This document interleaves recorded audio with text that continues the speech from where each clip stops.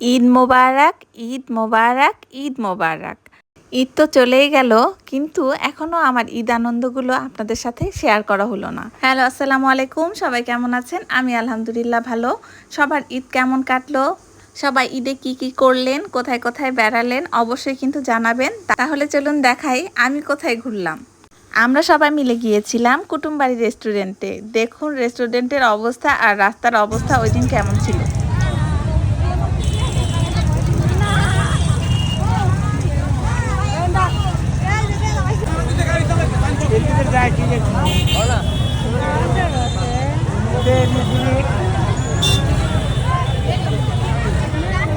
এই যে অতপর যুদ্ধ করতে করতে আমরা গেটের কাছে চলে এসেছি। গেটের কাছে এসে দেখলাম টিকিটের ব্যবস্থা করা হয়েছে। টিকিট মূল্য ছিল 20 টাকা।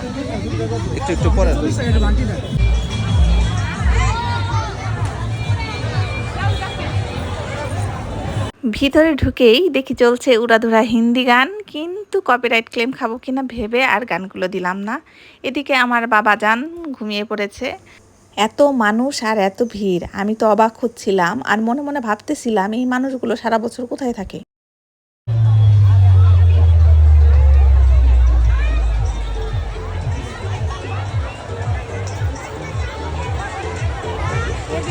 এখান থেকে খুব সুন্দর ওই সূর্যটাকে দেখা যাচ্ছিল, একদম লাল টুকটুকে হয়েছিল। আর ওই ছোট বাচ্চাগুলো দৌড়াদৌড়ি করছিল, মনে হচ্ছিল কতগুলো পরী নেমে এসেছে মাটিতে। গ্রামের মধ্যে নিরিবিলি পরিবেশে এমন সুন্দর একটি রেস্টুরেন্ট অ্যান্ড ওয়াটার পার্ক সত্যিই কিন্তু প্রশংসনীয়।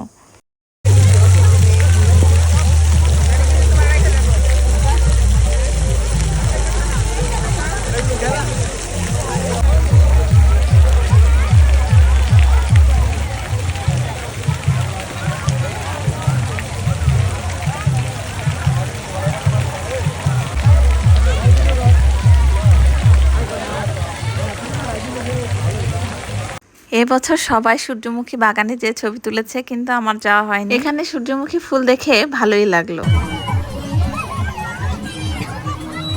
পুরো পার্কটিতে সবাই মিলে একটি চক্কর দিলাম। চক্কর দিয়ে বেশি দেরি করিনি, কারণ দাঁড়ানোর মতো তেমন কোনো জায়গা ছিল না। সরকারি ছুটির দিন আর কোনো উপলক্ষ ছাড়া এখানে কিন্তু তেমন ভিড় থাকে না। আমাদের ঘোরাঘুরি শেষ, আমরা এখন বাসার উদ্দেশ্যে রওনা দিয়ে দেব।